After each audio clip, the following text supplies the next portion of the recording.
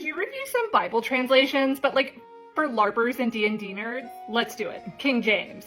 A great choice if you're role-playing a herald or a king, or a bard trying to impress one. Poetic language and cadence, these and thous. It's not the most scholarly translation, but it does have a pro-monarchy bias and unicorns. What about the Geneva Bible? Shakespeare's choice, but also Oliver Cromwell's and the Pilgrims. It uses old language too, and has unicorns, but also tons of cool maps and margin notes, most of which are anti-monarchy. A good fit for a scout or ranger who wants the whimsy, but also the maps. What would you suggest for a cleric who would rather read books than join the battle? I'd go with a study Bible, like the New Interpreter's Bible that uses a New Revised Standard Version. It's a scholarly translation, very accurate, tons of footnotes and maps. It also has more books because it includes what Protestants call the Apocrypha, what Catholics just call the rest of the Bible. In terms of Protestants reading it, the footnotes do lean mainline Protestant, so as long as your character's int-based and not charismatic, it should be a good fit. Who'd like the Amplified Bible? Assassins and rogues, if they're patients, because it adds alternative readings and definitions to words in parentheses, giving you a wide range of possibilities for what each word and phrase could mean. Great for skeptical characters who want to read between the lines. Not recommended for literalist lawful good characters.